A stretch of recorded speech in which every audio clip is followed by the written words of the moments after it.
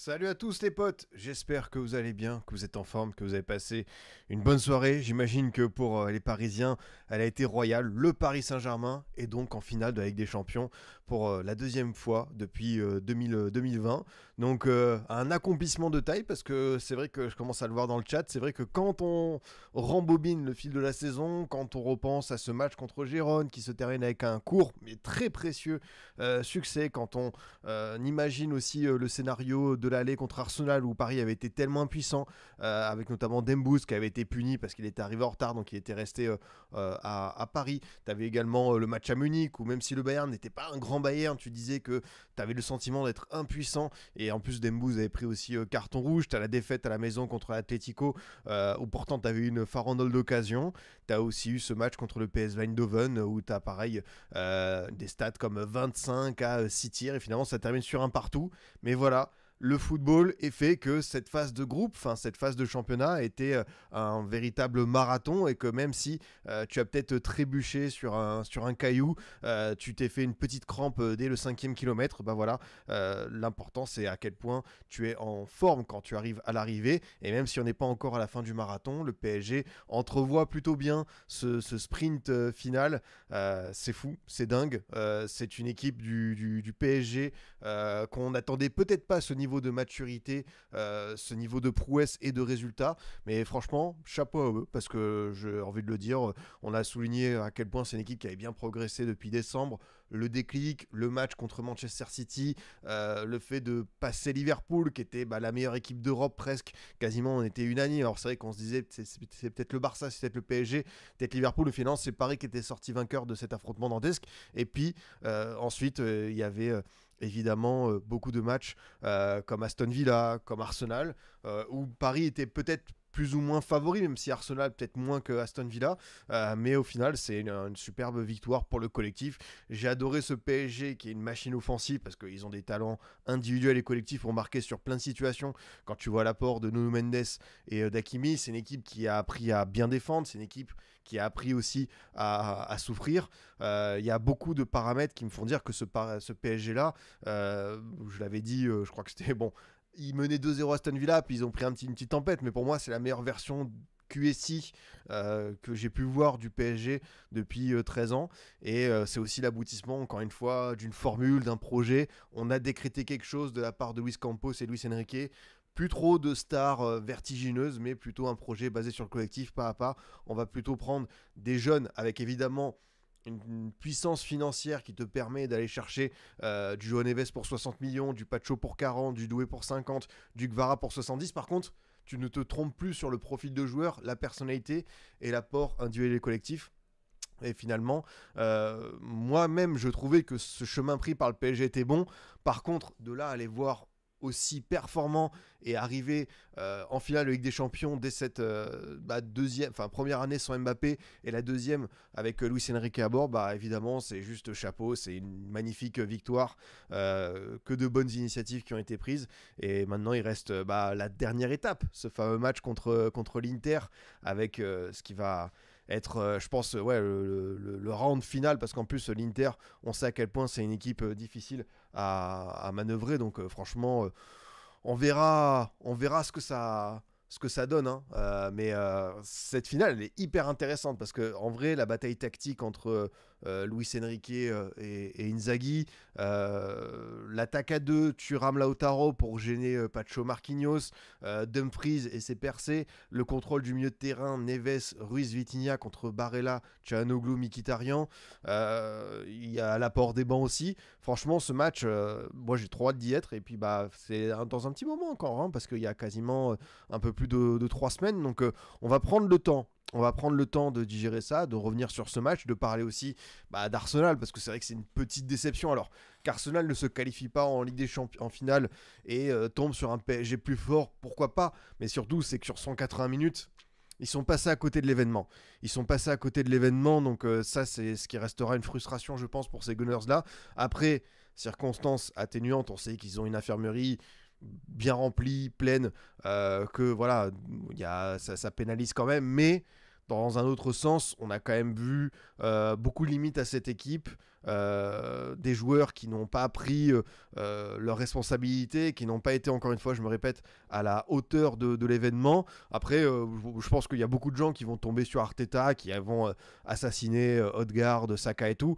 Arsenal, pour moi, c'est une équipe qui n'est pas encore arrivée, elle aussi, au bout de son projet. C'est frustrant parce que c'est vrai que t'étais pas loin d'une finale de LDC, mais autant le match contre le Real, on a vu quelque chose, mais c'est peut-être plus les failles du Real qui ont encouragé ce résultat, même si moi je trouvais qu'Arsenal avait été très très bon, avait enfin franchi un cap, mais t'en attends toujours plus, et sur cette demi-finale, c'était délicat à voir le mercato, parce que moi je trouve qu'il y a une bonne base pour Arsenal.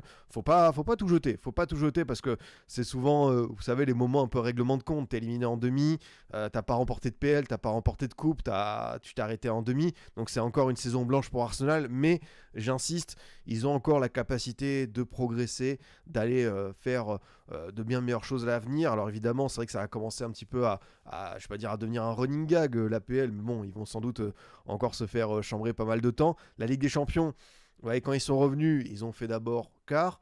Maintenant, ils font demi. Voilà, c'est aussi une petite progression. On peut prendre un petit peu de positif là où on le trouve, mais c'est vrai que sur la copie rendue, les 180 minutes, c'est pas possible de montrer ça en demi-finale Ligue des Champions. Encore plus par rapport à ce qu'on a vu hier, où on a vu des joueurs se transcender, notamment côté Inter.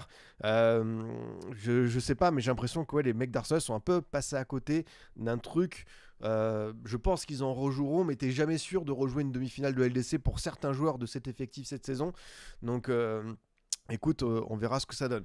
J'en profite pour vous saluer sur le chat parce que j'imagine que j'ai des Parisiens contents comme Muguirawan, comme Falex, qui sont heureux, JP Flaco, qui sont en grande forme, Ivito également, ça fait plaisir, ce sous-chat modératrice, toujours là en poste. Victor Dos Santos qui nous dit « Je suis en train d'expliquer à ma femme qu'une finale c'est important et rare. Ça fait 27 ans que je suis supporter de ce club et c'est la deuxième fois que je vis ça, c'est un plaisir sans commune me dire. » C'est vrai que quand tu supportes le PSG, t'as connu évidemment... T'as 27 ans, donc t'as peut-être été dans ces saisons un peu galères à Maradiané, l'époque Paul Le Guen, les barbecues, Roten Armand, c'était vraiment un PSG sans nom. D'ailleurs, c'est le PSG qui pouvait prendre 4-0 par le Bordeaux de Laurent Blanc. Tu savoures, parce qu'évidemment, depuis l'arrivée de QSI, t'attires des joueurs de foot, tu fais des très hauts parcours, tu accumules des titres, mais on sait que pour ce PSG-là, le juge de paix, c'est quoi qu'il arrive à chaque fois, c'est avec des champions. Ta saison, et c'est... à la fois, j'ai pas envie de dire normal, mais c'est vrai qu'en Ligue 1, ils sont dans une dimension supérieure, donc on va pas non plus épiloguer là-dessus. Mais c'est vrai que tu te dis à chaque fois, le PSG, c'est s'il s'arrête en 8ème avec des champions, c'est une saison pour Rave. Si c'est quart, ok. Demi, c'est bien. Finale, franchement, top. Et après, bon, si tu remportes la LDC, évidemment, c'est le Graal. Mais tu l'as pas encore fait. Mais je vois ce que tu veux dire parce que quand je vous dis que ce PSG, on les analyse beaucoup par le biais de LDC, quand on a en tête tous les scénarios, les renversements de situation, les catastrophes, tout ça qu'ils ont pu subir, sincèrement, c'est un truc de folie de se rendre compte que c'est une équipe qui a vécu beaucoup de trucs un peu cauchemardesques. Cette saison, on a vu, on l'a dit au début, cette phase de groupe qui a été longue à se lancer. Tu as eu le match retour à Aston Villa où tu as eu, je pense, un petit peu de flashback du Vietnam. Tu t'es dit c'est pas possible, ça va pas nous arriver, on prend 3 buts, on n'est pas loin d'en prendre un 4ème, merci Didio Donnarumma. Et finalement c'est quand même pas mal je trouve sur le parcours en phase finale du PSG. On a vu une équipe qui n'a pas eu tout le temps le ballon, qui a des fois eu des moments de souffrance, qui s'en est remis aussi un très bon gardien. On va en parler évidemment de Donnarumma parce que c'est un joueur de fou. Enfin, cette saison, c'est vraiment sa saison référence. C'est des perfs quand on se souvient de City, de Stuttgart, de Liverpool, à Anfield notamment la séance de tir au but, à Villa au retour, Arsenal aller-retour. C'est vrai que Gianluigi Donnarumma, pareil, je disais, souvenez-vous de ses premiers matchs de Ligue des Champions fin d'été, début d'automne, qui était une galère sans nom. Donnarumma, l'hiver dernier, il y a eu une rumeur Lucas Chevalier. Donc, c'est-à-dire que Lucas Chevalier, on était prêt quand même. Bon, Donnarumma, t'es sympa, t'es peut-être top 3 potentiel gardien au monde, mais au bout d'un moment, il va peut-être falloir nous le montrer, mon copain. Et il l'avait jamais trop fait. Et là, c'est vrai que peut-être le fait de lui avoir mis une pression, un chevalier dans les pattes, ça a débloqué quelque chose. Je pense que, quoi qu'il arrive pour ce PSG, que ce soit collectivement ou même individuellement sur beaucoup de joueurs, c'est le match contre City qui pour moi a été la clé. T'étais quand même mal embarqué, tu pouvais peut-être risquer ta peau, ou même si le PSG, on sait qu'ils ont terminé 15-16e de la phase de championnat, au final, tu te dis que ils ont eu quand même un match qui leur a beaucoup servi dans l'état d'esprit, dans le fait aussi de se dire que les idées de Luis Enrique, il faut pas les jeter, il faut juste aller sur ce qui est le plus dur dans le football, c'est évidemment cette efficacité dans les deux surfaces. Paris ne l'avait pas. Et oui, comme le dit Kourapika, c'est vrai que le déclic pour Donnarumma, au-delà du match de City, c'est évidemment Wilfried Singo, dont on remercie le crampon taille 44 qui a remis quelques idées à l'endroit, quoi. Donc non, franchement, bravo au PSG, équipe qui a fait une demi très sérieuse, qui a marqué sur ses temps forts, qui a bien géré ses temps faibles, qui n'a pas été trop mis en difficulté, mais ils se sont rendus le match facile.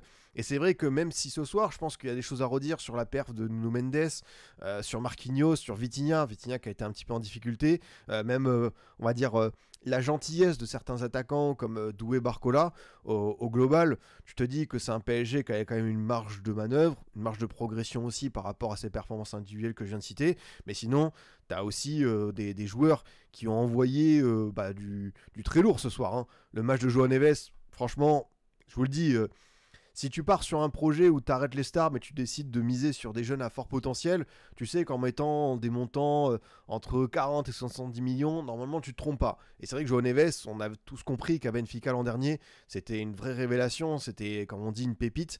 Et c'est vrai que ce qu'il a montré au PSG, moi ce que j'aimais en plus, c'est qu'il y a pas mal de facettes différentes. Première partie de saison, on l'a vu beaucoup actif dans les 30 derniers mètres, il a été buteur, passeur, et finalement c'est là où il est le plus intéressant, c'est cette omniprésence, cette activité de tous les instants, parce que vraiment ce qu'il a fait ce soir à l'aller, enfin, João Neves, tu lui mets jamais 5 sur 10 comme note, tu lui mets pas 4 sur 10, tu lui mets pas 5 sur 10, c'est minimum à chaque fois 6 sur 10. C'est un joueur que même s'il n'est pas dans c'est pas le match de sa vie, c'est pas la forme royale, il va toujours avoir ce truc pour se sublimer, faire l'effort nécessaire et t'apporter collectivement le nombre de ballons qu'il récupère, le fait qu'il ne soit pas effrayé dans le domaine aérien par Partey, Rice, c'est quelqu'un qui n'a pas froid aux yeux, et techniquement, évidemment, l'école benfiquiste, c'est très très propre. Donc ouais, c'est vrai que João Neves, on a évidemment beaucoup parlé de Désiré Doué parce qu'il a crevé l'écran, on a évidemment était aussi sur Pacho qui a fait des très très bons matchs en LDC, Gvara pour son côté dream, mais c'est vrai que Neves, c'est dans ce poste-là, ouais, c'est peut-être le mec le plus fiable que tu aies eu au niveau de tes recrues. Et ça, c'est vraiment un atout en or, quoi. Ah, Kasegi, on sort du bar, meilleure ambiance. Bah écoute, profite bien mon grand. Oh, Lewis59, ça faisait très longtemps qu'on t'avait pas vu dans le chat. J'espère que tu vas bien, que tu es prêt pour le sprint final du côté de Pierre Mauroy, qui s'annonce dantesque avec le LOSC. Den qui nous dit on loue beaucoup la défense de l'Inter, ils en ont pris 6 quand même contre le Barça, Paris peut vraiment le faire. Bah, c'est vrai qu'on ce Paris, ce PSG Inter, on se dit voilà la configuration à laquelle on pourrait s'attendre. Paris qui a le ballon à 60-65%, l'Inter qui défend 30-35, qui sort avec ses pistons, Dumfries qui a un gros coffre, la qualité de pied de Di Marco, le jeu en remise de Thuram, Lautaro qui va tourner autour, etc. Mais on s'est rendu compte que l'Inter savait faire aussi d'autres choses. C'était une équipe qui va être agressive dans le camp j'allais dire parisien, pas encore, mais dans le camp barcelonais. Et oui aussi, c'est une Inter qui a concédé 6 buts. Alors est-ce que le PSG va avoir autant d'opportunités, parce que c'est vrai que mine de rien cette équipe de l'Inter a pas mal souffert contre le Bayern, hein. Déjà ils avaient pris 3 buts et 45 tirs, donc ils se sont fait pas mal pilonner.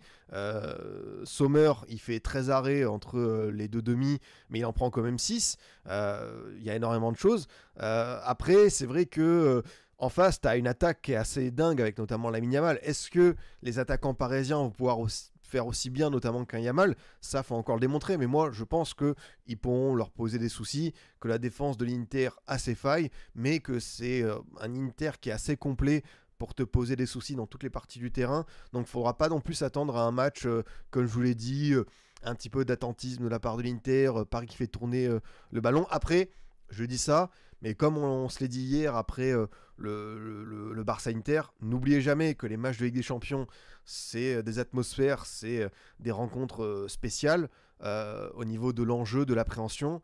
Et une finale, c'est encore plus décuplé. C'est que là, la finale, l'Inter version Inzaghi aimerait beaucoup accrocher enfin ce titre qui récompenserait ce très bon cycle depuis 3-4 ans. Et le PSG, bah, je vous fais pas un dessin, eux, ils l'attendent depuis bientôt 50 ans et ils n'ont jamais été aussi proches, même si c'est vrai qu'on se souvient du PSG Bayern. Après, peut-être que certains Parisiens vont me démentir, mais pour moi, ce PSG Inter, c'est un 50-50. Je le vois comme ça, là, à l'instant T.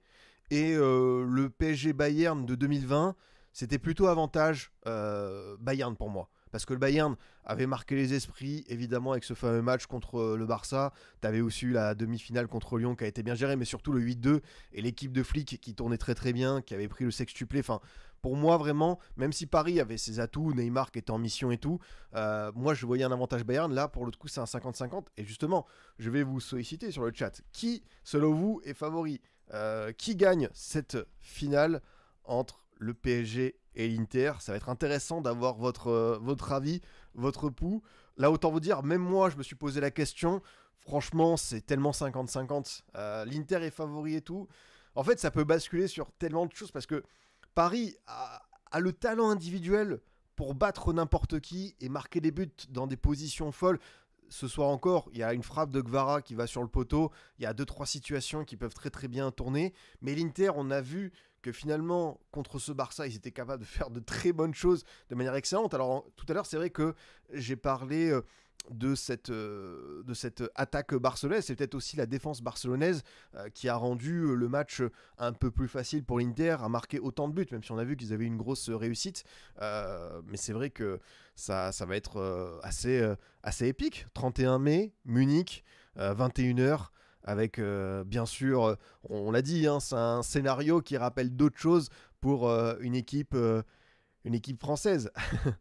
93, l'OM en finale contre Milan, tu reprends une équipe italienne, tu es dans la même ville. Oh, la stat de dingue. À Munich, les finales ont toujours donné la victoire finale à une équipe qui ne l'avait jamais gagnée. Ça, c'est de la stat. Ça j'adore. Parce que là, j'ai des fact-checkers très très bons. Évidemment, je pense à Chelsea-Bayern, avec la tête de Drogba et la victoire au tir au but. Je pense à OM-Bayern, et peut-être qu'il y en a eu d'autres, mais c'est vrai que ça peut peut-être arranger une équipe, tout ça, quoi. Nottingham aussi, ok. Voilà, j'ai vraiment des...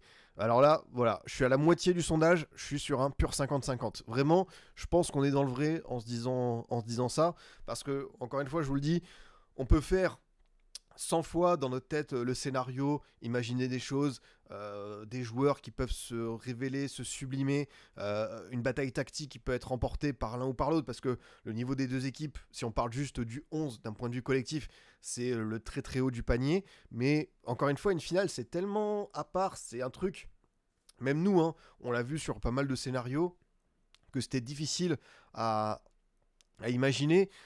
Moi, la seule finale où j'étais à peu près sûr, en vrai, le France-Croatie 2018, même si c'était voilà, une Croatie et tout, mais ils étaient sortis de beaucoup de prolongations. Et je sais pas, je trouvais que l'équipe de France avait une telle force que je savais que cette finale, on allait l'emporter. J'avais pas ce sentiment-là en 2022 notamment. Après, sur le reste, ouais, j'ai envie de dire qu'il n'y avait pas trop le Real Dortmund. Plutôt avantage Real. City Inter, je voyais plutôt City. Real Liverpool, je voyais Liverpool. Je voyais Liverpool. Et d'ailleurs, quand on se souvient du nombre d'arrêts de Courtois, c'était assez fou. Tottenham Liverpool, c'est vrai que Liverpool, ils avaient aussi une petite longueur d'avance, mais comme Tottenham, ils avaient eu ce scénario un peu foufou. Ah, Chelsea City, moi je voyais City. La finale de 2021 au Portugal, moi je voyais City. Avant que Guardiola nous sorte une compo un peu bizarre, avec je crois Rodri absent et Gundogan en 6, enfin un truc qui n'était pas très très très très clair. Ouais, ça c'est clair. Oh là là, oh le traumatisme. OM Sochaux, Coupe de France 2006, j'étais sûr qu'on gagnerait. Là, tu sens qu'il y a un truc enfoui parce que c'est vrai que ça remonte à bientôt 20 ans, quoi. Salut Rémi, j'ai la haine comme tous les Marseillais parce que ça va jouer à Munich contre une équipe italienne qui est l'Inter comme nous en 93 contre le Milan à Munich. À voir si c'était des préunités. Ouais, c'est vrai qu'on l'a souligné. C'est le genre de petite taquinerie de l'histoire. Est-ce que finalement Après, l'OM restera à jamais les premiers, mais c'est vrai que si le PSG, c'est peut-être une ville qui portera chance au club français, qui sait. Donc, on peut s'en réjouir. Du coup, ce fameux match entre PSG et Arsenal, on va revenir là-dessus, voir un petit peu ce que ça a donné, avec un PSG qui a, au global, plutôt bien maîtrisé, qui n'a pas été encore une fois parfait. C'est vrai qu'on a pu voir une équipe qui a été bousculée au début. Je pense que pour Arsenal, pour moi, il y a deux tournants. C'est évidemment ce but qui manque au départ parce que l'entame elle est excellente et Donnarumma sort encore deux arrêts, dont notamment la frappe d'Odegaard qui part très très vite. Il est entré de surface, il y a une forêt de jambes et là c'est un pur réflexe. Ça c'est vraiment l'élite de son poste qui peut sortir ça. Ensuite, c'est évidemment l'action de Saka où il y a le rebond juste avant et ça passe au-dessus. Et voilà, Arsenal venait de marquer peu de temps avant. Et ça, c'est le genre de petit tournant où si Arsenal, sur une miette, ils parviennent à revenir à 2-2, on sait que sur les 10 dernières minutes, ça peut être assez chaud. Moi, je pense que c'est les deux choses, mais surtout le début où Arsenal finalement fait beaucoup de choses intéressantes, ne parvient pas à conclure. Et après, il y a ce but de Fabian Ruiz, magnifique au passage, évidemment, l'équilibre de la frappe, l'enchaînement, le contrôle, vraiment super propre. Évidemment, un petit peu de réussite parce que c'est contré par Saliba, mais un très beau symbole aussi parce que ce PSG, dont on a dit que c'était le collectif qui était mis vers l'avant, que voilà, on essayait de construire avec des joueurs utiles qui cravachent les uns pour les autres. T'as Fabian Ruiz qui était peut-être, je pense, si on prend le 11 au début de saison, le titulaire le plus décrié. Je sais pas si j'ai envie de dire à juste titre ou pas, pardon, mais c'est vrai qu'il sortait d'un très bon Euro, mais on n'avait jamais vu. Après, on sait que les contextes sélection Espagne, PSG club, c'est tout à fait différent, mais on était quand même en mode bon, il serait peut-être temps que ce Fabian Ruiz là, qui a été aussi entreprenant, aussi décisif, aussi royal. Moi, je vous le dis. Si Fabian Ruiz avait été élu homme de l'Euro à la place de Rodri, pas de scandale. Pas de scandale pour moi, donc je l'aurais tout à fait compris. Mais voilà, ce Fabian Ruiz qui a eu pareil une reprise un peu timide, c'était pas forcément ça. Et puis finalement, c'est un joueur qui a pris un petit peu le pouls de ce PSG qui a commencé à être très très bon, un rouleau compresseur collectif en décembre avec notamment les très bons matchs contre Monaco. Et là, depuis, c'est un mec qui s'est totalement imprégné de ça, juste à voilà, avoir un max de confiance et être je pense au global le meilleur joueur avec Donnarumma peut-être de cette demi-finale aller-retour. Et c'est fort quand même, encore une fois, quand tu vois la somme de talents individuels, la capacité à tout instant d'un Doué, d'un Gvara, de Dembélé, ou même d'Hakimi, voire de Barcola de déclencher, que soit le joueur un peu qui représente cet aspect collectif. Donc là vraiment je suis content pour lui parce que même moi je pensais qu'à Paris c'était trop juste, qu'en club ça ne le ferait jamais comme en Espagne, mais voilà, c'est un sport qui a sa loi, qui a sa vérité, qui doit aussi laisser le temps à certaines choses pour se développer. Et bah voilà, tant mieux pour lui, tant mieux pour le PSG, parce qu'aujourd'hui je pense que Fabian Ruiz il a mis tout le monde d'accord, c'est titulaire indiscutable. C'est vrai que même il y a 6-7 mois, avant que Zaïre Emery se blesse, on était plutôt en mode bon c'est Zaïre Emery plutôt que lui. Et au final aujourd'hui, ça bouge pas de ce 11. Que dire d'autre sur les Parisiens? Oui, on mettra les notes dès qu'on aura la petite notif l'équipe. Ne vous en faites pas, on ira voir les notes évidemment dès que ça tombera dans la besace. Donnarumma, je l'ai dit, encore une fois très très bon. Il y a cet arrêt sur Odegaard, il y a la main Saka où il va la chercher très haut et franchement c'est fort. Encore une fois, lui qui a connu beaucoup de critiques, beaucoup de moments un petit peu négatifs dans son parcours européen avec le PSG. Il n'a jamais fait l'unanimité jusqu'à aujourd'hui. C'est cette séquence, encore une fois, City, Stuttgart, Liverpool, Aston Villa, Arsenal. Et encore plus là, Arsenal, c'est vraiment aller-retour. Il est présent sur des frappes qui va sortir de manière bluffante. Et vraiment, ça, c'est un patron. C'est un patron, ça, c'est un mec qui te rassure. Tu sais que, enfin, tu peux avoir un PSG dominant qui va peut-être avoir 3-4 situations à concéder. Et bien sur ces 3-4 situations, ton gardien sera là. Et là, je pense que ça peut aussi changer la donne. On a souvent évoqué les mots du PSG. Pourquoi cette équipe, elle n'y arrive pas en Ligue des Champions? Qu'est-ce qu'il faut faire? Qu'est-ce qu'il faut changer? Est-ce que c'est les stars? Est-ce que c'est le collectif? Est-ce que c'est l'entraîneur? Il y a un truc qui trompe jamais dans le foot. C'est les gardiens de but. Quand tu as un gardien d'élite qui te porte, ça te mâche un petit peu le travail. Yann Sommer d'un côté, Gianluigi Donnarumma de l'autre, et c'est encore une édition de LDC qui le prouve bien. Ouais, je continue juste sur mes petits tops, avec évidemment également João Neves. J'ai souligné à quel point c'était un joueur qui était précieux, qui était très bon avec et sans ballon, le nombre de courses, l'impact qu'il peut avoir. Franchement, ce petit gars, ça reste assez incroyable tout ce qu'il arrive à transmettre. Et pour sa première saison en PSG, première saison voilà, en Ligue des Champions, à jouer des matchs comme ça, coup près, c'est très très fort. Je vais juste voir ouais, un petit peu les stats que l'on voit sur Sofa par rapport à notre ami Neves. Neves c'est 7-1. C'est 30 passes, ouais. C'est 8 duels gagnés sur 13. Et ça, c'est très intéressant. 4 duels aériens gagnés sur 6. Et ça veut dire que vraiment, il en a fait des bons. Ouais, clearance, tir bloqué, 6 tacles. Ouais, franchement, c'est chaud, quoi. C'est vraiment une copie de très très bon élève pour notre ami João Neves, qui a largement mérité le titre d'homme du match. Ouais, je vous demandais, allez, l'homme du match. On était d'ailleurs sur 50-50, hein, le sondage pour qui gagnera la finale de LDC. Donc je vous dis, c'est encore une fois très très costaud des deux côtés. Alors hop, on va mettre Donnarumma, on va mettre Pacho, on va mettre Ruiz, Neves ou autre si vous en avez un pour ce soir.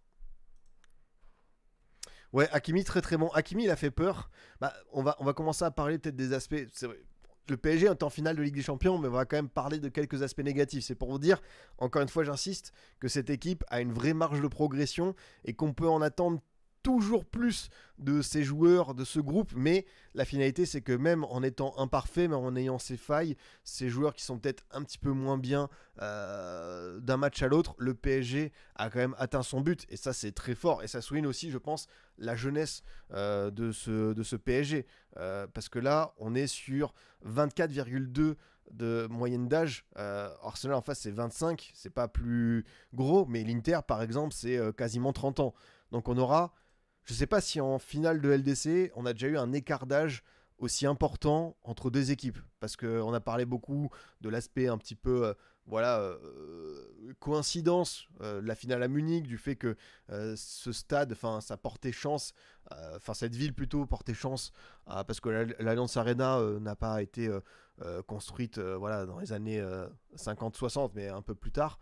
Le fait de voir un PSG qui peut aller chercher ça, ça peut être intéressant avec cette jeunesse, donc à voir si ça va leur peser. Il faut voir si l'Inter sera fatigué de ses matchs avant la finale ou si les joueurs se pèteront. C'est vrai que ça aussi, ça peut être évidemment un aspect fondamental, c'est à quel point l'Inter qui doit aller chercher le titre en Serie A. Après, le scénario d'hier, c'est le genre de choses où tu dis que l'Inter, ça te fait un coup de boost, une adrénaline supplémentaire assez inouïe, que finalement la fatigue, l'usure, avec cette bonne dose d'émotion, de bonne vibe, tout le positif que tu as pu voir avec ton public, tes supporters, tu dis que finalement c'est que 3 matchs et que tu peux peut-être remonter Naples, même si Naples a son destin entre ses pieds. Naples en a besoin, a encore un joker, donc ça va être assez compliqué pour l'Inter. Euh, mais ouais, comme je vous le dis, bon, on va remettre en cause voilà, certaines performances, parce que c'est vrai que, je le dis, la gentillesse de Barcola dans la zone de vérité, pareil pour Désiré Doué, même si je trouve que le match de Doué a été plutôt intéressant. Gvara a déjà fait mieux, mais il a fait encore une fois pas mal de différences. Je pense que j'aurais préféré que le PSG ait un peu plus le ballon pour justement inquiéter Arsenal sur des phases de possession, parce que je pense qu'ils avaient les moyens. Mais c'est vrai que Nuno Mendes a été assez... Voilà, c'est le trio pour moi, Marquinhos, Vitinha, Mendes, qui a été le plus flippant, si je puis dire, ce soir, qui n'a pas envoyé beaucoup de garanties, mais voilà, c'est 3 joueurs qui finalement n'ont pas la meilleure période récemment en Ligue des Champions. On a pu voir que Vitinha, ça avait déjà commencé à être un petit peu poussif contre Aston Villa. Il avait fait un bon match à Arsenal, il avait été élu MVP, il y a beaucoup de gens qui étaient tombés dessus. Ça reste un bon match, mais c'est vrai que Vitinha, on l'a déjà vu plus solaire et plus fiable, régulier. Vitinha, tu savais que tu pouvais compter sur lui pour faire 5-6 très bons matchs de LDC. Là, ça fait bon match, match moyen, bon match, match médiocre. Donc, il est un petit peu entre deux eaux. Mais bonne nouvelle. S'il fait bon match, mauvais match, bon match, mauvais match, c'est-à-dire que le prochain contre l'Inter, normalement, c'est une perf agréable. Marquinhos, j'ai vu le Vietnam. Non, mais c'est vrai que Marquinhos, ça... Voilà, c'est un joueur qui a été sur tellement de traumatismes et d'épisodes passés douloureux. T'as quand même envie de le garder parce que tu sais que c'est ton capitaine, c'est un élément d'expérience, donc tu te dis, pour ce groupe de jeunes joueurs, ça peut t'infuser quelque chose de positif, mais on sait que Marquinhos, c'est pour ça que moi, que le PSG gagne ou pas avec des champions, pour moi cet été, je pense qu'au niveau du mercato, il faut le faire partir, je pense qu'il faut réussir à tourner la page, aller sur d'autres profils de défenseurs, voilà, je pense que Marquinhos a été un très bon défenseur au PSG, mais il y a toujours ce petit truc. Après, bah voilà, s'il remporte la LDC en tant que capitaine, il sera sur les photos, on se souviendra de ça quand même. Mais au global, son aventure parisienne, on l'aura aussi beaucoup jugé sur ses moments fatidiques de LDC. Et là, malheureusement, il a souvent eu des failles. Il a souvent eu des failles. Hakimi, c'est vrai qu'il a été un peu flippant en première période parce que Hakimi, version ailier, une bombe dans son couloir avec un nombre de courses. D'ailleurs, c'est pas un hasard si Lewis Kelly, il a une note assez inquiétante. Mais en seconde période, il a été très très bon. Et d'ailleurs, ce deuxième but, ça vient encore une fois récompenser son audace et cette liberté. C'est vrai qu'on a beaucoup dit, souvenez-vous que Luis Enrique, au début de saison, il voulait sa base à 3 avec Nuno Mendes qui monte peu, Hakimi qui a plus de liberté. Au final, les deux se sont retrouvés sur pas mal de matchs couperés décisifs en aller-retour et on peut les voir vraiment bien s'exprimer, performer et surtout avoir ce côté décisif, impactant dans le camp d'Arsenal. Après, c'est aussi le rôle des latéraux de bien défendre, même si moi ça me dérange pas. Donnarumma est votre MVP à 64%, donc voilà, il va évidemment Gigio a fait l'unanimité. Arsenal, on va y aller juste après. C'est vrai qu'il y a les notes de l'équipe qui sont sorties. On va d'abord faire l'évaluation d'Arsenal et après on ira sur les notes pour voir ce que ça donne. Mais voilà, on l'a dit, c'est une équipe Paris qui a été en délicatesse, qui a encore plié sans rompre. C'est quelque chose qui me plaît. J'aime bien aussi voir le PSG savoir souffrir. Il y a un match qui pour moi a bien symbolisé ça, c'est Aston Villa, le retour. Tu t'es pris les pieds dans le tapis à Villa Park. T'as pris la sauce. T'as été face à un Rashford des très grands soirs. Tillmans, McGinn, la pile électrique. T'as vécu 20 minutes comme t'en as jamais eu cette saison LDC, à prendre un bouillon pas possible, mais t'en es sorti vainqueur. Il y a d'autres années, d'autres saisons où ce PSG, là, aurait été beaucoup plus inquiété, beaucoup plus en délicatesse et aurait même fini par rompre. Et ça a donné certains scénarios. La défaite au Bernabeu avec le 3-1. Ça a donné le match retour contre Manchester United. Ça a donné évidemment la remontada. Plein de choses comme ça où ça a basculé. Mais là, le PSG, c'est désormais un peu plus souffrir. C'est se dire, ok, on est capable de moins voir le ballon, de laisser l'adversaire prendre l'initiative parce que désormais, on a un top défenseur central comme Pacho, on a un top gardien, on a des milieux des attaquants qui ont fait beaucoup d'efforts et ça je trouve que c'est quand même intéressant d'avoir un PSG un peu plus complet dans toutes les attitudes de jeu. On sait que c'est une équipe qui était très fort en possession, une équipe qui avait aussi montré en transition qui a été intéressante. Là, on avait les petits doutes encore, c'était est-ce que ce PSG défensivement va tenir la route ? Alors oui, tout n'est pas parfait. On peut dire que si on devait donner une note à la défense du PSG sur cette campagne de LDC, en incluant Donnarumma, je pense que tu arrives sur un bon 16. Sans Donnarumma, sur les joueurs de champ, tu es peut-être plus sur 14-15. Pour une équipe qui arrive en finale de LDC, normalement, la défense va être encore plus haut. Mais je trouve que c'est quand même une équipe qui s'en est bien sortie, encore une fois. On pinaille, mais le plus important, c'est de le rappeler, le PSG est en finale de Ligue des Champions. Et ça, c'est quelque chose d'assez remarquable. Ça n'arrive pas tous les jours. Encore une fois, on se souvient de tous les épisodes traumatisants du passé. Là, on peut un peu plus respirer. En plus, c'est vrai que c'était bien parce que là, tu avais cette demi-finale retour au parc. L'an dernier aussi, la demi-finale contre Dortmund, c'était un match retour au parc. Et là, tu n'avais pas su renverser la vapeur. Tu t'étais vraiment heurté à un gros bloc de Dortmund. Tu avais fait beaucoup de poteaux. Enfin, là, vraiment, ce n'était pas leur année, ce n'était pas leur moment. Et là, cette année, tu as senti qu'avec le projet développé, le public derrière toi, le parc, c'est vrai, quand le parc est comme ça, avec ses fumigènes, ses chants, ça reste une atmosphère. C'est ça, voilà, en tant que joueur, il y a quelque chose qui se crée et encore une fois, Le job n'est pas fini, comme dirait Kobe Bryant. Il reste encore ce match assez fou. Tiens, je me pose une question. Si le PSG fait le triplé, il se passe quoi pour la course à l'Europe en Ligue 1?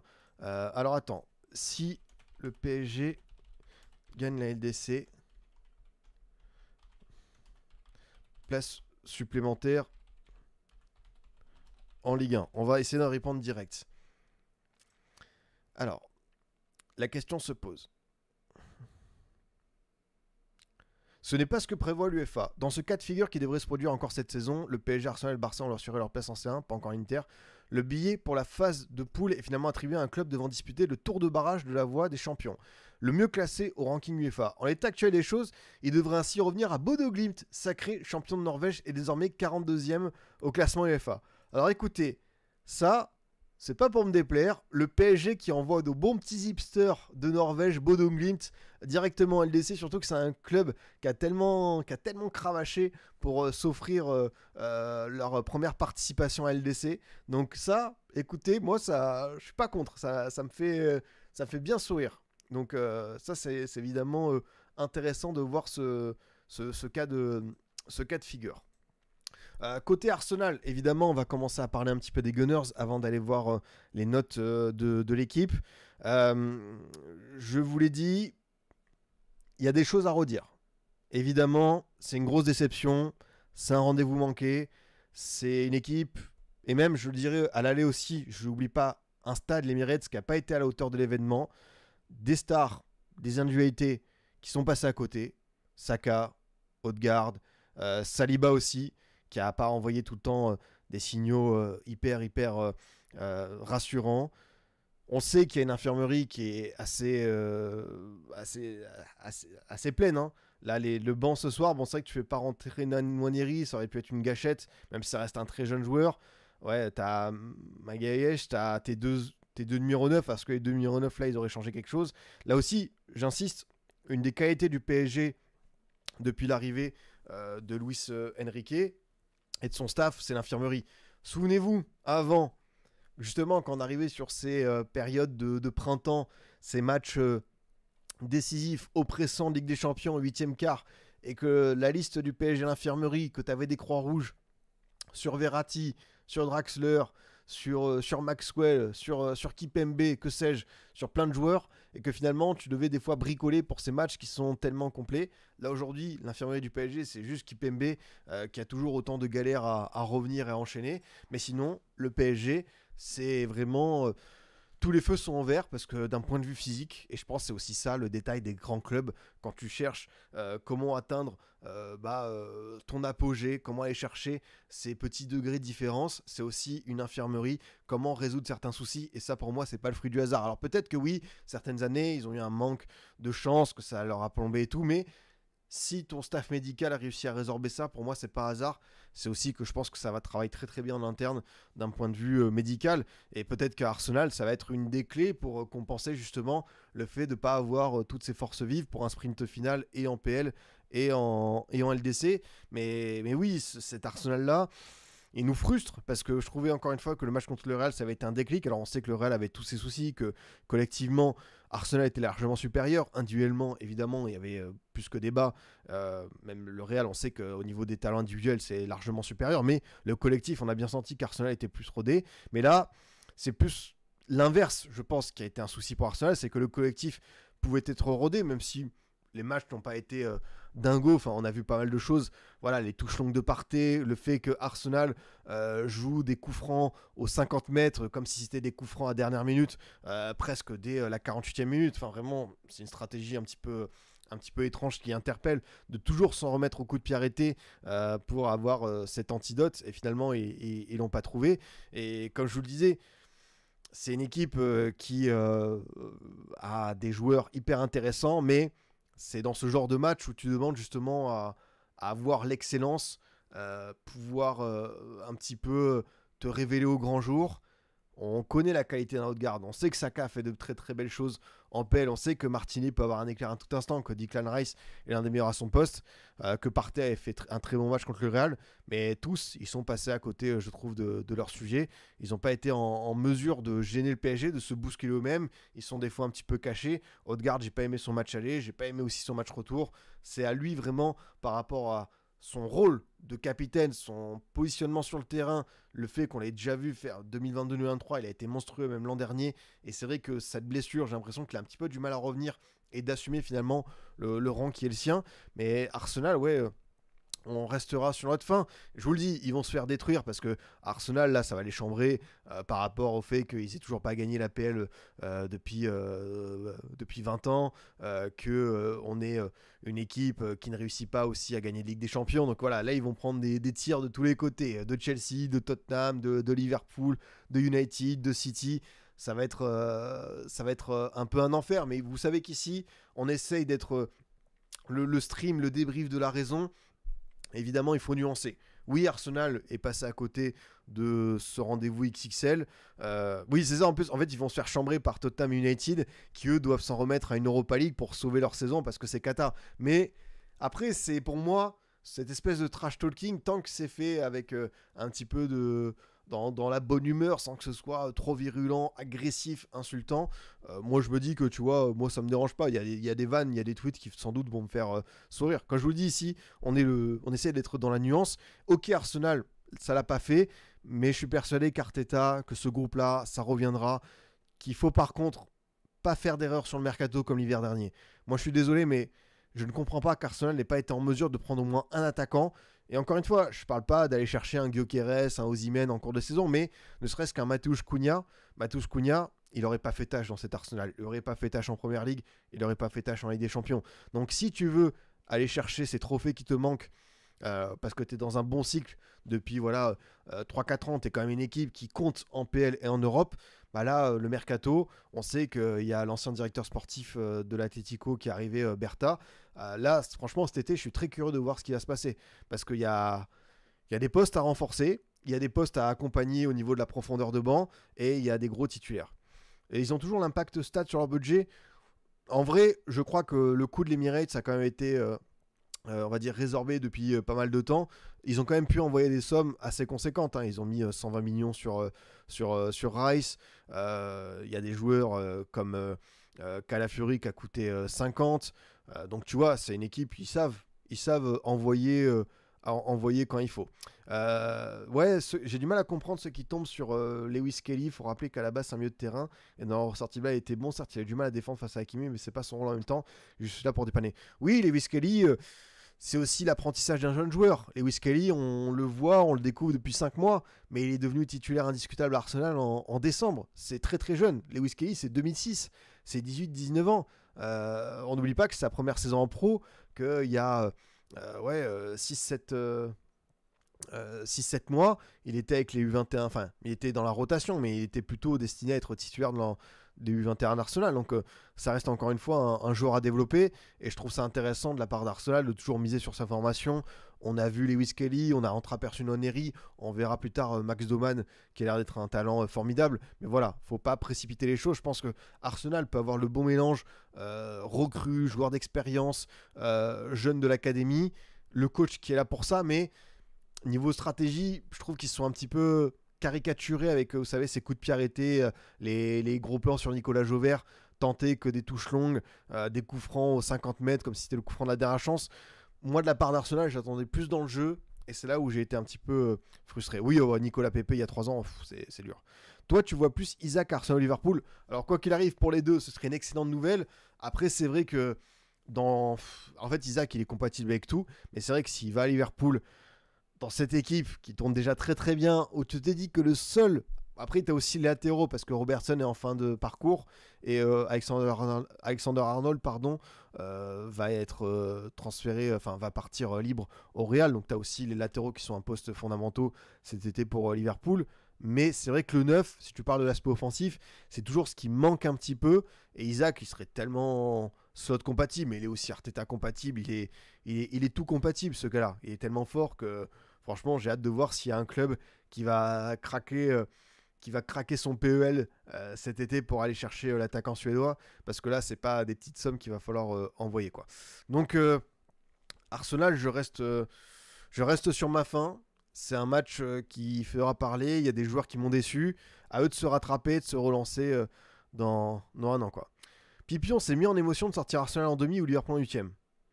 Moi, je pense que Liverpool, le huitième de finale, la victoire, le scénario, tu perds à l'aller alors que tu as une domination 30 tirs à 2, tu as le retour où tu mènes, tu résistes et tu remportes au tir au but.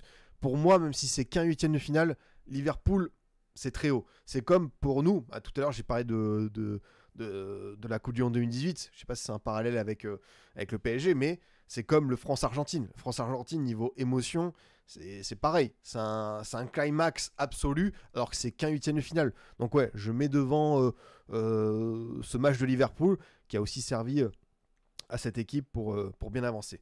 Du coup, il y a les notes de l'équipe qui sont sorties. On va aller voir ça, ce que nos amis confrères journalistes ont un petit peu évoqué. Ouf, ouais, très belle note là. Là, il y a des très très belles notes. Là, il y a des notes qui envoient là. Du coup, on a 9 pour Donnarumma, 6 pour Hakimi, 4 Marquinhos, 6 Pacho, 4 Mendes, 8 João Neves, 4 Vitinha, 8 Fabian Ruiz, 5 Doué, 5 Barcola, 7 Kvaratskhelia. Côté Arsenal, on est à 6 Raya, 4 Timber, 5 Saliba, 4 Kiwior, 3 Lewis Kelly, 5 Rice, 3 Partey, 4 Odegaard, 5 Saka, 3 Merino, 4 Martinelli. Arteta à 4, Luis Enrique à 7, l'arbitre à 6. Écoutez, autant hier sur le Barça-Inter, il y avait du débat, autant là, je trouve que les notes sont plutôt cohérentes par rapport à ce que j'aurais mis. Je pense que Barcola, je lui mets un peu moins parce que c'est ce genre de match où il faut qu'il le mette, c'est à lui de se transcender. Donc voilà, c'est là où j'aurais peut-être mis un plus un 4. Gvara, le 7, je ne vais pas dire qu'il est généreux, mais j'aurais peut-être plus mis 6 que 7. Côté Arsenal, ça me paraît plutôt cohérent. Vitinha 4, Hakimi 6. Dans quel sens? Parce que moi, en vrai, je suis pas... ça me choque pas. Pacho c'est 6, ouais. Pacho c'est 6. Marquinhos 4, Nuno Mendes 4, je suis d'accord. Donnarumma 9.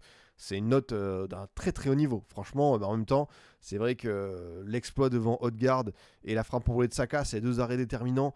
C'est vrai que niveau arrêt spectaculaire entre ce que Sommer nous a offert hier et la Donnarumma, c'est vraiment très très beau. Ouais, moi j'aurais mis pareil 9 à Donnarumma, 4 Marquinhos, Pacho, j'aurais peut-être mis un peu plus parce que je trouve qu'il a été très très bon. 4 Mendes, ok. Peut-être j'aurais mis la moyenne à Vitinha. 8 Fabian Ruiz, 8 Neves, je suis d'accord, 6 Gvara, 4 Barcola et 5 Doué. C'est ça que j'aurais mis pour ça, quoi. Ouais, Hakimi peut-être plus 7 que 6, mais défensivement, je pense que c'est ce qu'ils vont mettre dans leur analyse, non? Il adore beau. Ouais, voilà, c'est ça. Je pense que c'est la première période où il a été un peu débordé par Martinelli qui influe de mauvais choix du déchet, mais sa vitesse et sa générosité restent un atout, une menace sur la moindre récupération. La preuve avec son but où il est récompensé de son placement haut. Ouais, en fait, je pense que c'est la première période qui le tue un petit peu, quoi. Donnarumma 9, il se prend un but et rate une sortie et laisse le but vide à Saka qui rate l'immanquable. Oui, c'est vrai, mais bon, c'est quand même 2 arrêts tellement déterminants. Peut-être que le 9, il est... Voilà. Mais peut-être que c'est plus 8, mais en même temps, c'est 2 arrêts qui sont incroyables. Donc moi, ça me dérange pas plus que ça. Fabian Ruiz n'est-il pas la meilleure preuve de la progression de son équipe en un an? Que de son incroyable bijou du gauche vaut cher. Son but a livré un stade en apnée souffrant de tous les assauts anglais. Son activité, ses récupérations ont fait tout autant de bien, je suis d'accord. 8 Neves, dans une première période anxiogène, il a été l'un des rares à mettre l'engagement d'une demi-finale de LDC, souvent décrié que lorsque l'adversaire mettait beaucoup d'intensité dans le jeu. Ah ouais? Putain, franchement, j'ai pas eu beaucoup de critiques sur lui. Le Portugais a répondu positivement. Vitinha, il a donné le sentiment que le ballon lui a brûlé les pieds. La plaque tournante habituelle n'a jamais pu être trouvée par les siens. On l'a trop peu vu récupérer des ballons au plus fort du pressing adverse. Il aurait été tout pardonné en inscrivant son penalty, mais là, le Portugais a tremblé. C'est vrai que la course d'élan au passage de Vitinha... voilà, ces petites courses d'élan, je suis pas fan. Je sais que ça marche très très bien avec un Neymar, un Jorginho et tout, mais c'est pas mon foot. Moi mon foot sur penalty, vous savez ce que c'est un défenseur central qui arrive, Maguire finale d'Euro, Van Dijk finale de la Coupe de la Ligue, Kimpembe contre la Suisse lors de l'Euro 2021. C'est aussi, comment il s'appelle, récemment on a vu avec l'équipe de France, je crois que c'est Saliba. Enfin voilà, c'est le défenseur qui arrive et qui met une praline. Moi j'ai envie de ça. Même avec Neymar, ça marchait bien que ça. Je crois que si on va voir Neymar penalty, je pense que la stratégie... Moi, le seul souvenir que j'ai d'un penalty arrêté Neymar, c'est l'Arseneur avec Brest, mais ça tombe plutôt sur le poteau. Donc, je crois que c'est plutôt ça, quoi. Ah, quand même, 18 penalty manqués, ok. 18 penalty manqués, bah tu vois, c'est quand même une stat importante. Alors, t'as quoi? Ah, t'as Lafont aussi qui en avait arrêté un, bien vu. Lafont qui en avait arrêté un. Et sinon, après, t'en as eu quand même un petit peu avec le Barça, c'est vrai. Et sinon, ouais, en gros, depuis, ouais, il a quand même pas, il a en manqué un par an. Et après, c'était quand même quelque chose d'assez fluide, quoi. Donc, assez propre, quoi. C'était pas l'Arseneur, mais Jesse Moulin. Non, je parlais de Brest, pas de Saint-Etienne. Mais c'est vrai que je peux comprendre la confusion. Mais du coup, c'est fort, quoi.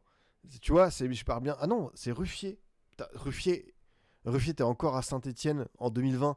Ça me paraît tellement loin, cette époque. Oui, Tchahanoglu l'a mieux tiré, ça on est d'accord. Fais voir juste les notes d'Arsenal. Je voulais voir ce qu'ils ont dit sur Partey. Son bilan est plombé par son implication dans les débuts de Parisien, puisque sa remise de la tête plein axe est à l'origine de celui de Fabien Ruiz. Le Ghanéen, qui était pourtant très attendu, a perdu. Ouais, c'est vrai que Partey, j'en attendais énormément par rapport à son match à l'aller. Et là, il a été plus que brouillon. Son impact physique n'a pas apporté, ses projections ont été très neutres et techniquement il est passé à côté de son match. Haute-Garde 4, très décevant à l'aller, le Norvégien a été un peu élevé son niveau de jeu ce mercredi sans pour autant se montrer décisif.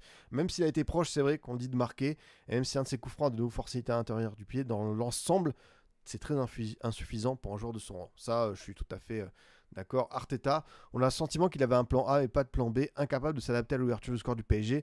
Il a attendu le penalty accordé à Paris pour procéder à ses premiers changements, alors que son équipe patinait sec, mais il n'a pas su donner un second souffle à son équipe. Bon bah, voilà, c'est ça qui est parlant, quoi. Ouais, Partey était suspendu à l'aller. Oui, exactement. Et on se disait, bon, c'est peut-être la chose qui, on peut changer parce que, comme Partey n'était pas là, Merino avait reculé et finalement, Odegaard n'avait pas eu l'influence d'habitude parce que c'est peut-être Partey et Rice ensemble qui pouvaient lui donner beaucoup de belles choses. Et finalement, bah, on se rend compte que Odegaard n'a pas été plus bon avec Partey. Partey passe à côté de ton sujet. Même moi, dans hors-jeu, j'avais dit attention parce qu'évidemment, je pensais que, vu que j'avais adoré son match contre le Real, c'était un joueur dont il fallait se méfier. Bah voilà, je vous le dis encore une fois, c'est un sport, on fera et on refera des analyses et on se trompera encore parce que, bah, évidemment, on n'a pas la vérité absolue. Tu veux voir du coup l'appréciation de Nuno Mendes, ce que ça en dit. Une soirée délicate où il n'a pas réussi grand chose. Sous pression, il a accusé un déchet incroyable dans son jeu avec ballon. 16e, 36e, bien secondé par Guevara pour contrôler Saka quand même. Passé un cran plus haut à sortie de Doué, il a laissé sa place à Gonzalo Ramos. Oui, c'est ça qui a été assez perturbant, c'est qu'il a été vraiment mis en difficulté. Il n'y a pas grand chose qui a été accompli de sa part. Et quelqu'un l'a dit, c'est vrai que l'entrée de Lucas Hernandez, j'ai vu quelqu'un dire Lucas Hernandez, qui est quand même, c'est vrai que parmi les salaires du PSG, on a Hernandez et Zahir Emery, je crois qu'ils sont 4e et 5e, donc deux joueurs de rotation, et tu sens que quand on parle de rotation, ils vont pas être titulaires un bon petit moment.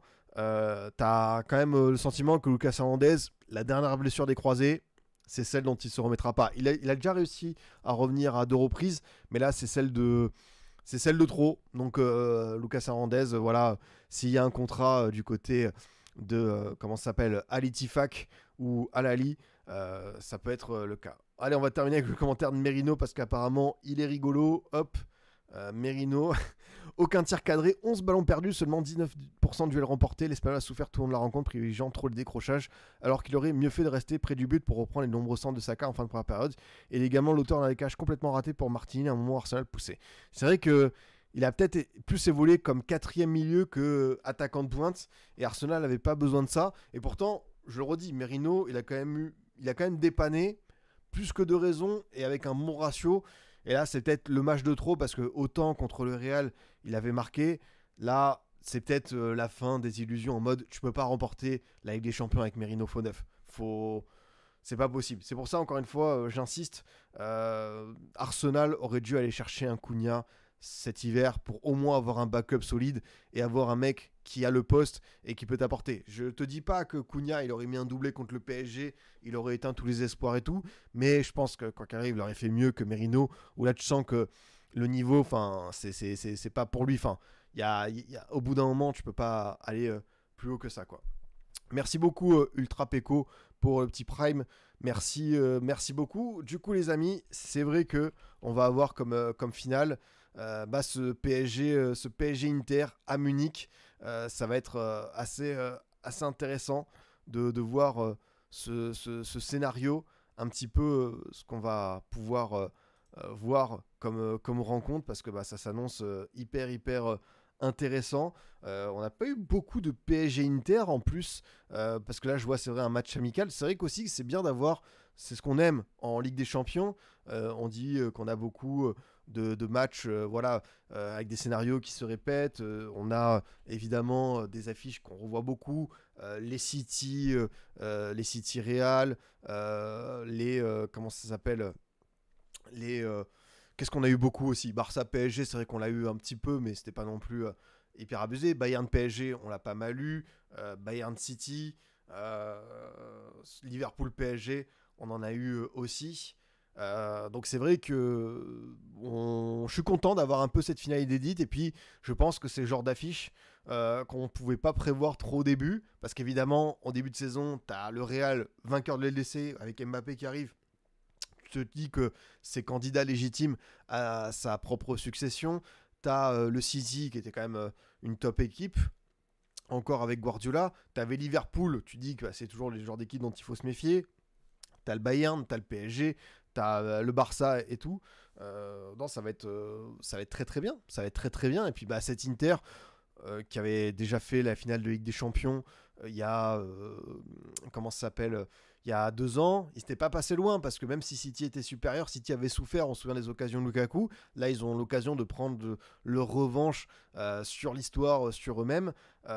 Et tu as également une équipe qui l'an dernier, on s'en souvient aussi, elle s'était fait sortir par l'Atlético. Elle était quand même sur une excellente forme, et ça s'est arrêté en huitième de finale au tir au but. Mais voilà, ils avaient quand même remporté la Serie A avec beaucoup de points d'avance. Et là, cette saison, finalement, ils avaient encore ce statut d'outsider. Ils ont confirmé, parce que c'est le symbole de l'Inter. Enfin, c'est vraiment une équipe, c'est tellement dur de les sortir en aller-retour. C'est tellement compliqué de les jouer sur un match coup près. C'est pour ça que cette finale, j'ai bien envie de voir ce que ça donne, parce que on a un match, une affiche inédite en finale, on a un vainqueur qu'on n'attendait pas forcément, on a 2 projets, 2 identités de jeu assez variées, on a des gros talents dans différents registres, on va dire beaucoup de jeunesse et de crack. Côté Paris Saint-Germain, on a des joueurs avec un vécu et une formidable qualité technique côté Inter, mais les deux, ils arrivent évidemment à se combiner, parce que sur le terrain, les 22 acteurs, ça va être assez fou. Et ouais, comme je vous le dis, pour moi, c'est vraiment du pur 50-50. Parce que autant il y a des matchs, je peux dire et tout, un avantage. Pff, qui sait que je pourrais te dire, si vraiment je devais mettre une pièce sur une équipe là, euh, allez, une petite pièce sur le PSG. Voilà. Mais c'est vraiment comme ça, quoi. Il y a pas. C'est juste, si vous devez me dire le 50,1% et le 49,9%, je dirais PSG. Et pour moi, vous avez bien compris que c'est vraiment du pur 50-50. D'ici là, quel est le calendrier des deux équipes? Évidemment, ça va être intéressant de voir un petit peu qu'est-ce qui attend le PSG et l'Inter, parce qu'encore une fois, on est le 8 mai, enfin on était le 7 mai, désormais on est le 8 mai, et la finale, c'est encore dans un petit moment, c'est dans 3 semaines et demie, donc il y a le temps, encore une fois, d'aller vers ce match. Donc le PSG a encore 3 rencontres. Il y a un déplacement à Montpellier, déjà relégué. Là, je pense que ça va bien faire tourner, parce que évidemment, tu auras la fatigue de ce match, et c'est seulement dans 3 jours. Donc là, tu auras évidemment, je pense, une équipe bien remaniée. Ensuite, le PSG Auxerre, match pour terminer à la maison. Ça va être intéressant de voir la compo pour moi d'Auxerre. Est-ce que tu fais encore une équipe bis? Est-ce que tu fais à prime, ou est-ce que tu fais les titulaires? Pour moi, ce qui est sûr, c'est que les titulaires, ils seront là contre Reims. C'est une finale, c'est le match une semaine avant l'Inter. C'est le genre de rendez-vous, tu sais que pour mettre en condition, même si Reims n'est pas l'Inter de Milan, c'est une phrase que j'aurais pas cru dire un jour, même si je pense que cette phrase a dû exister aussi dans les années 50, au moment où Reims faisait vibrer avec Copa, Fontaine, Piantoni, tout ça. Euh, ouais, c'est vrai que c'est une finale, donc je pense qu'à une semaine, ils se mettront en condition pour ça. À voir pour moi, quand je vous dis, l'équipe qui aura contre Auxerre, mais c'est un dernier match à la maison. Peut-être qu'on aura 8-9 titulaires sur 11, mais je pense qu'il y aura quand même du très beau matériel. Et puis on arrivera sur ce 31 mai à Munich, 21h. Donc il y a encore 3 rencontres au rythme d'une par semaine, même si là, Montpellier, ça arrive vite. Donc ça va permettre un petit peu de se remettre dans un rythme un peu différent, parce que là c'était des matchs tous les 3 jours et tout. Ça va être intéressant de faire redescendre aussi l'euphorie, l'engouement. Comme je vous le dis, le job n'est pas fini côté PSG, et il reste ce match, la dernière étape pour aller enfin décrocher cette coupe aux grandes oreilles.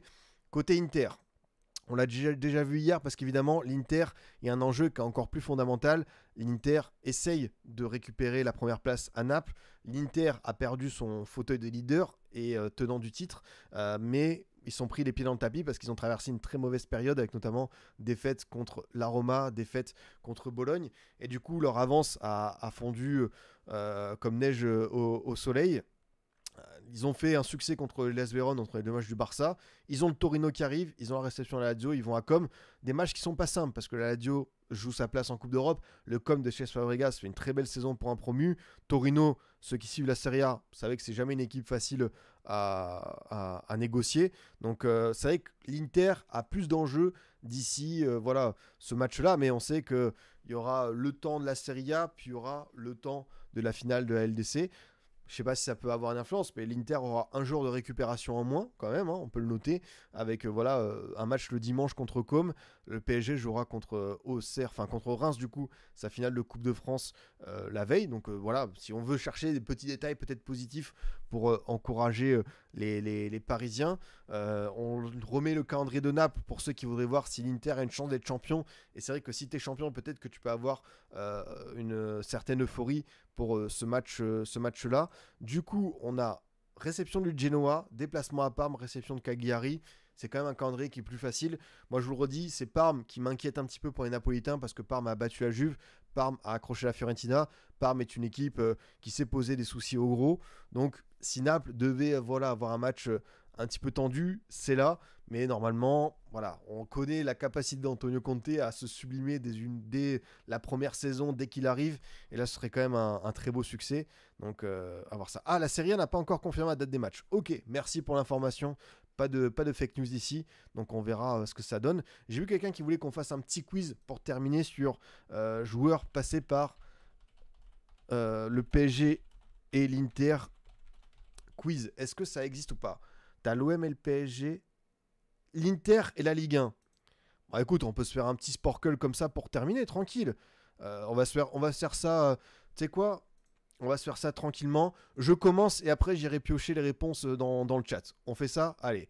Bon bah du coup, Djorkaeff. Ah, il n'y a pas Thuram, donc ça date pas. Ça date pas de. Il y a Koé, il y a Maxwell, Mvila, Meikon, Calonne. Qui sait que tu vas avoir d'autres? Tu vas avoir peut-être Hakimi. Est-ce qu'il y est? Non, Hakimi, il y est pas. Donc ça veut dire que vraiment, ça. Ah, Mesba. Non, Mesba, c'était plutôt. euh, Attends, il y en a quand même un paquet. Hein. Est-ce que Icardi, il y est? Ouais, Icardi, il y est. Ok. Monténégro, ça va être Jovetic. Guarin avec Saint-Etienne. Il y en a, franchement, je vois des nationalités. J'essaie de me faire ça dans la tête. C'est pas du tout évident de retrouver certains noms, quoi. T'as des Italiens qui ont joué à l'Inter. Non, Grosso, il a pas fait. Ah si, Grosso, il a joué à l'Inter. Alors là, par contre, j'ai aucun souvenir de lui, quoi. T'as pas mal de Français qui sont passés par l'Inter. Ça peut être peut-être une des pistes. Ah bah, il y a Laurent Blanc, évidemment. Qui sait que tu peux avoir d'autres comme Français qui a joué à l'Inter. Qui sait qui aurait pu avoir... Ah, j'en ai un, je pense qu'il est incroyable.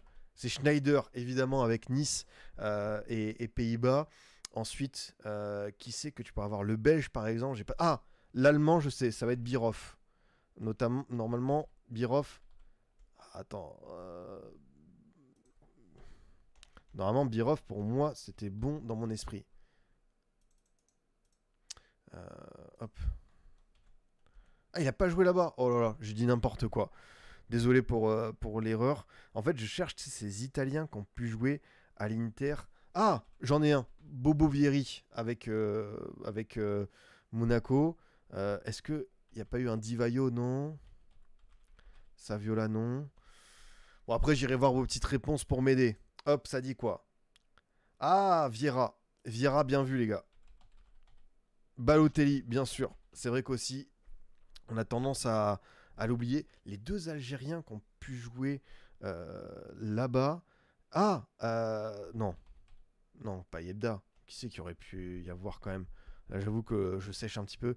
C'est vrai que... Ah, Taribo West, évidemment, le Nigérian. C'est vrai qu'il faut que je regarde par rapport à la nationalité. Par exemple, le Belge, tu vois, un Belge qui a joué à l'Inter et en France, ça, c'est pas...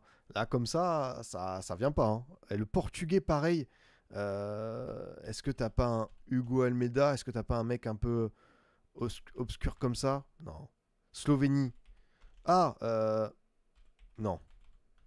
Mais non, pas Ilicic. Comment il s'appelle? Non, pas Beric, parce que Beric qui aurait fait Saint-Etienne et Inter, ça aurait été un petit peu, un petit peu fou. Andanovic, non, je pense pas. Bon, bah écoutez, je vais voir un petit peu vos réponses. D'Albert, Belfodil, Taider. Oh là là là. Franchement, vous êtes bons pour vous souvenir de Taider et de Belfodil. Vous êtes des cracks. D'Albert, bien vu. Chifo pour le Belge, ça vous êtes fort. Radou, oh oui, Radou qui avait fait. Mais non, Radou c'est pas lui. C'est vrai que Radou ça comptait parce que Auxerre et tout, mais ça n'a pas été le cas. Comment j'ai pu oublier Thiago Motta? En plus, Thiago Motta, inconsciemment, je l'ai mis, mais vous savez, il y a des joueurs qu'on pense avoir mis direct et qui finalement ne fonctionnent pas, quoi. Qui c'est qui pourrait me manquer? Le portugais, je l'ai pas. Le slovène, je l'ai pas. Le suédois, parce qu'il y a quoi comme... Ah, les gars, oh, je suis pas... En fait, parce que Ibra, je l'associe tellement à... Comment ça s'appelle à Milan, que j'ai oublié l'Inter, mais j'ai pas le droit. Et par contre, les Français, j'en ai oublié un paquet. C'est vrai qu'il faudrait que je me souvienne un petit peu. Ah, bah attendez, je suis fou. Évidemment, Olivier Dacour, on l'a vu célébrer hier sur le plateau du Canal Football Club comme un dingue. Donc bien sûr, Dacour ça compte. Oh, il n'y a pas un... Non, il n'y a pas un Olivier Capot, non. Mexès, non. L'Aigle, non. Tristan Val, non. Là, je tente des noms au hasard. Ça, c'est les premiers noms qui me passent. Sinon, après, on va commencer à y aller, quoi. Meriem. Voilà, Kamel Meriem à l'Inter, j'ai du mal à... Oh! Là, vous êtes des forts. Là c'est... Faut que... Biabiani... Ah, est-ce que Biabiani, il a joué en France? Parce que Biabiani, c'est très bien vu, mais il a jamais joué en France. C'est ça qui est le petit piège. Ah oui, bah Thuram, bah bien sûr. Ah bah non, bah ils ont bugué. Bon, ils ont dû oublier Thuram, mais c'est vrai que Thuram, c'était quand même un... Ah, mais attends. Marcus Thuram, c'était trop tôt. Et Lilian, il a jamais joué. Donc, ça peut se comprendre. Mais c'est vrai qu'il faut remonter à certains noms, quoi. Oh, Kondogbia, bien vu ça. Sébastien Frey aussi, c'est vrai. Bon, on va s'arrêter là pour chercher d'autres noms. Oh, René Kirin. Oh, là, il y a vraiment que les Nantais pour sortir ça, quoi. Ça, franchement, vous êtes des cracks d'avoir retrouvé ça. Alors après, ah, il a pas l'air de le noter, quoi. Bon, on va découvrir les noms qui nous manquaient. Est-ce que, attends, vas-y, je me refais un petit tour vite fait comme ça.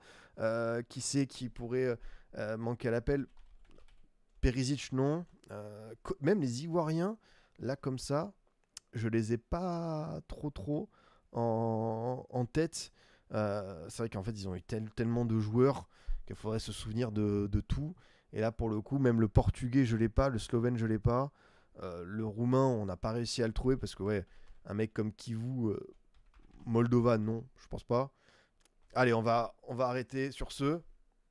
Michael Sylvestre, Ousmane Nambo, Zoumana Kamara, Angloma, Lamouchi, Stéphane Dalmat, Jérémy Bréchet, Yann Caramo, oula, Christian Panucci, c'est vrai, avec Monaco, Vampeta, Joao Miranda, c'est vrai que Joao Miranda, Cyril Domoro, Keita Baldé, ah ouais, Keita Baldé, bien sûr, Klinsmann, Jugovic, Dario Simic, Adrian Moutou, oh, le Adrian Moutou, Ajaccio, René Krine, ah, je l'ai mal écrit, et Rolando.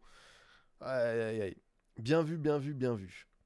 Bon, bah, on n'a pas été très bon. J'aurais pu être un peu plus inspiré parce que évidemment, ça aurait pu faire un meilleur score. Mais voilà, l'objectif c'était de faire un petit jeu comme ça. Mais c'est vrai que Moutou, personne l'avait. Et pourtant, c'est vrai que c'est un vrai beau nom du football, on va dire, européen, quoi. Donc ça, c'était intéressant. Les amis, je vais m'arrêter sur ce. Merci à vous de m'avoir suivi en cette soirée, ce jour férié. Profitez bien de votre jour off, reposez-vous bien. Les Parisiens, célébrez bien. Il y a encore bien sûr une étape. En tout cas, on se retrouvera pour débriefer tout ça. Désolé à Venat, désolé à Viovchenko qui viennent juste d'arriver. Mais évidemment, je vais mettre ça très très vite en replay sur YouTube, aussi en podcast, les Dérus de Scipion. Donc pas de jour férié ici. On va pas chômer justement pour vous mettre ça assez vite sur les différents réseaux. Je vous dis merci. Évidemment, le prochain rendez-vous. Qu'est-ce qui nous attend samedi soir? Un très très beau multiplex de la Ligue des Talents. On va se faire ça ensemble juste après pour évidemment revenir sur les enjeux Europe, maintien, tout ça. Donc on se retrouvera samedi soir vers 23h pour débriefer la Ligue 1. Profitez bien les boss, je vous dis à très vite. Salut à tous.